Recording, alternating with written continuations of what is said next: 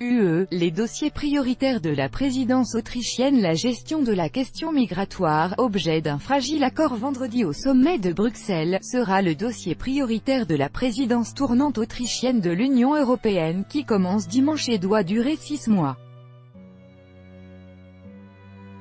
L'Autriche a choisi pour sa troisième présidence de l'UE la devise « Une Europe qui protège », rejoignant les préoccupations de la plupart des États membres.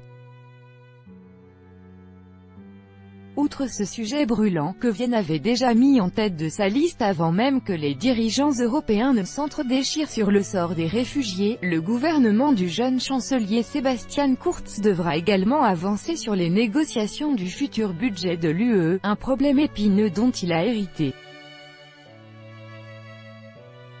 L'Autriche s'est aussi fixé comme objectif de progresser sur l'élargissement de l'Union aux pays de Balkans occidentaux.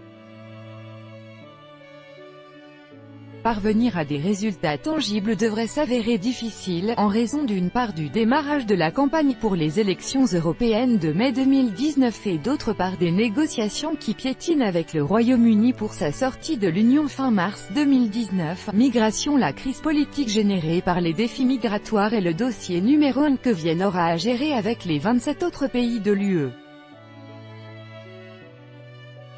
L'accord conclu vendredi reste flou sur sa mise en œuvre, notamment sur la création de « plateformes de débarquement » de migrants en dehors de l'UE. Le gouvernement du chancelier Kurz, allié au parti d'extrême droite FPÖ, défend une ligne dure plaidant pour une politique migratoire européenne plus restrictive, en passant notamment par un renforcement de la protection des frontières extérieures de l'UE.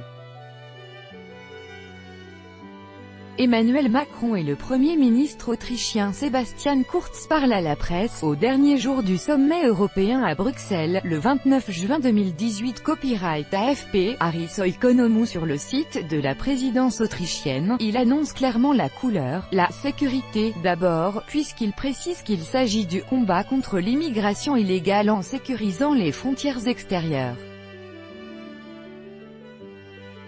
Sur sa table, le casse-tête de la réforme du règlement de Dublin, qui confie aux pays de première entrée dans l'UE la responsabilité des demandes d'asile, au point mort depuis plus de 2 ans. Il semble peu probable que Vienne réussisse à le résoudre. L'Autriche soutient les pays de Visegrad, Hongrie, Pologne, République tchèque, Slovaquie, qui ont rejeté la proposition de Bruxelles de répartir ponctuellement les demandeurs d'asile en période de crise. Budget de l'UE. L'autre grand défi de la présidence autrichienne est de progresser dans les négociations sur le budget à long terme de l'UE pour la période 2021 à 2027. Cette semaine encore, M. Kurz a estimé possible de parvenir à un accord avant les élections du Parlement européen. Les négociations sur le budget pluriannuel de l'UE sont compliquées par les coupes proposées par la Commission européenne dans les enveloppes destinées à la politique agricole commune (PAC) et aux régions. Les grands bénéficiaires de la politique agricole, la France et l'Espagne, dénoncent les pertes de revenus pour les agriculteurs et demandent le maintien du budget à son niveau actuel.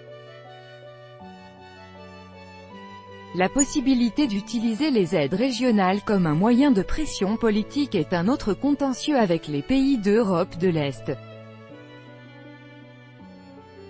Ce budget est novateur. Pour la première fois, il permettra de financer des capacités militaires et des infrastructures utilisables par les armées et donne des moyens financiers à l'Europe de la défense. Élargissement de l'UE. L'Autriche, en raison de sa position centrale en Europe et de son histoire, plaide pour une plus grande intégration de ses voisins des Balkans occidentaux dans l'Union et l'affiche comme l'une de ses priorités de sa présidence de l'UE. Elle insiste sur l'importance de la stabilité de son voisinage et plaide pour une préadhésion des Balkans occidentaux et de l'Europe du Sud-Est à l'UE. Cette région fait partie de l'Europe en termes de politique économique et de sécurité et s'est révélée un partenaire fiable pendant la crise migratoire, explique-t-elle. Cependant, Vienne ne risque pas de parvenir à des résultats particulièrement concrets. Mardi dernier, l'UE a décidé d'ouvrir des négociations d'adhésion avec l'Albanie et l'ex-république yougoslave de Macédoine en juin 2019, à condition toutefois qu'elles poursuivent leurs réformes. L'Autriche aurait préféré que cela se passe sous sa présidence, mais la France et les Pays-Bas ont freiné des quatre fers.